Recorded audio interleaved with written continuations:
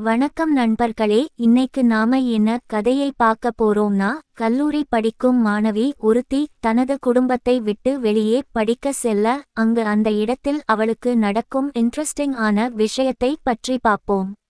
மேலும் இதுபோல் கதையை பார்க்க இந்த சேனலை சப்போர்ட் பண்ணுங்கள். இந்த கதை உங்களுக்கு பிடித்து இருந்தால் லைக் அப்புறம் சப்ஸ்கிரைப் பண்ணுங்கள். சரி, நாம் நம் கதைக்குள் செல்வோம்.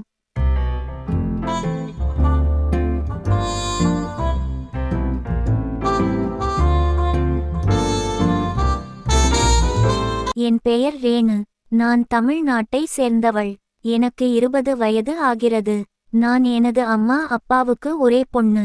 நான் 12ஆம் வகுப்பு முடிக்கும் வரை விடுதி வாழ்க்கை பற்றி கனவு கண்டதில்லை.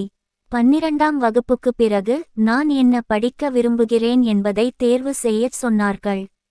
பல யோசனைகள் மற்றும் கல்வி கண்காட்சிகளுக்குச் சென்ற பிறகு அது முடிவு செய்யப்பட்டது.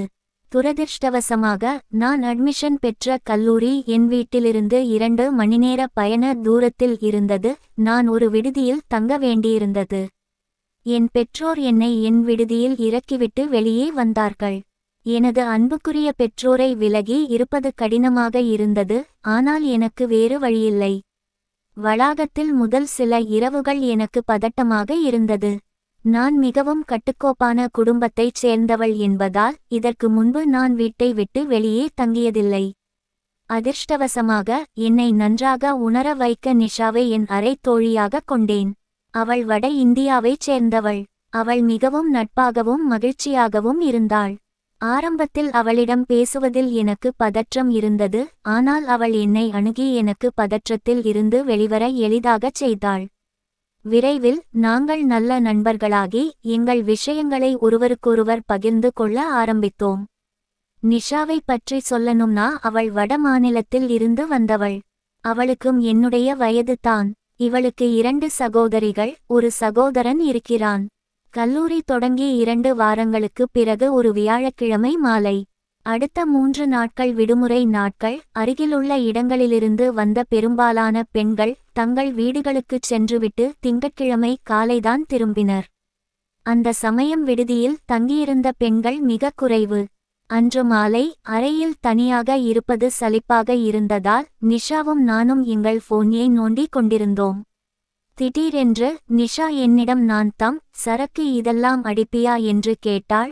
நான் இதுவரை அந்த விஷயங்களை அடிச்சது இல்லை, ஆனால் நான் எப்போதாவது அடிச்சால் எனக்கு எந்த பாதிப்பும் ஏற்படாது என்று சொன்னேன். பிறகு அவள் உடனடியாக யாரையோ அழைத்து ஏதோ சொன்னாள். அது கேண்டீனில் இரவு உணவு நேரம். நாங்கள் சாப்பிடச் சென்று அறைக்கு திரும்பினோம். அவள் அழைத்ததை நான் மறந்துவிட்டேன். பின்னர் அவளுக்கு ஒரு அழைப்பு வந்தது. அவள் ஜன்னல் அருகே சென்றாள். யாரோ அவளுக்கு சரக்கு கொண்டு வந்து கொடுத்தார்கள். பின்னர் நிஷா அனைத்து ஜன்னல்களையும் கதவுகளையும் சரியாக மூடி விட்டு படுக்கையில் என் அருகில் அமர்ந்தாள். அதன் பிறகு நிஷா 2 பாட்டில்களை திறந்து ஒன்றை எனக்கு கொடுத்தாள். நான் முதல் முறையாக சரக்கு அடிச்சதால அது சும்மா தாறுமாறு பீலிங்கா இருந்தது. அது மிகவும் நன்றாக இருந்தது. நான் பறப்பது போல் உணர்ந்தேன். அது மிகவும் விசித்திரமான உணர்வு. விரைவில் நாங்கள் சரக்கை அடித்து முடித்து சிரித்து பேசி கல்லூரியில் எங்கள் 2 வாரங்களை நினைவில் வைத்து கொண்டு பேசிக் கொண்டு இருக்க, அவள் இன்னொரு 2 சரக்குகளை திறந்தாள். இந்த முறை நான் அதில் பாதியை ஒரே நேரத்தில் முடித்தேன். இது ஏதோ நல்ல விஷயம் என்று நான் சொல்ல விரும்பினேன். அவ்வப்போது குடிக்கும் சத்தத்தை தவிர அமைதி நிலவியது, ஆனால் நாங்கள் நிம்மதியாக இருந்தோம். அந்த அமைதியை கலைக்க அப்படியே நாங்கள் பேச ஆரம்பிக்க, அப்புறம் சவுண்டு கம்மி பண்ணி நாங்க பாட்டு போட்டு டான்ஸ் ஆட ஆரம்பித்தோம். எனக்கு இது தான் முதல் முறை இந்த மாதிரி நான் சந்தோஷமா இருக்கிறது. இதுக்கு முன்னாடி அப்படி இருந்தது இல்ல. டான்ஸ் ஆடிக்கொண்டே அவளுக்கு நன்றி சொன்னேன். அவள் எதுக்கு என்று கேட்க, நான் எல்லாத்துக்கும் தான் என்று கூற, அவள் சிரித்து கொண்டே அதெல்லாம் வேண்டாம், டான்ஸ் ஆடலாம் என்று கூறி என்னை இழுத்து ஆடினோம். அப்படியே நாங்கள் சரக்கில் தடுக்கி விழ இருவரும் மாறி மாறி சிரித்து கொண்டு இருக்க, அப்படியே அவள் விளையாட முடிவு செய்து ஆரம்பித்தாள். அவள் என்னிடம் இது முதல் டைமா என்று கேட்க, நான் எது என்று கேட்க, அவள் சரக்கு தா என்று சொன்னாள். நான் ஆமா, உனக்கு எப்படி என்று கேட்க, அவள் அதற்கு இது 3ஆவதோ 4ஆவதோ இருக்கும் என்று சொன்னாள். அவள் திடீரென்று இப்போ விளையாடலாமா இல்ல இப்படியே கேள்வி கேட்டு இருக்க போறியா என்று கேட்டாள். நான் இல்ல விளையாடலாம் என்று சொல்லி விளையாட ஆரம்பித்தோம். சரக்கில் இருந்த காரணத்தால் விளையாட்டும் தூக்கமும் மாறி மாறி வந்தது. மறுநாள் காலை எழுந்து பார்த்தால் எல்லாம் குப்பையாக இருந்தது. நான் கிளீன் செய்து முடித்து அமர்ந்தோம். நேற்று இரவு நடந்தது எல்லாம் எனக்கு ஞாபகம் இருந்தது. அவளிடம் சும்மா போட்டு வாங்க. நான் நிஷா நேத்து என்ன ஆச்சி சரக்கு அடிச்சோம் பேசுனாம் அப்புறம் என்ன நடந்தது என்று தெரியல. நிஷா என்ன சொல்ற உனக்கு எதுவும் ஞாபகம் வரலையா? நிஜமாவா? நான் ஆமா. நிஷா சோகத்துடன் மூஞ்சை தொங்க போட்டபடி ஒன்னும் நடக்கலை என்று சொன்னாள். நான் இந்த மறக்கிற விஷயத்த ஒரு நாள் வச்சு அப்புறம் சொல்லலாம்னு பார்த்தேன்.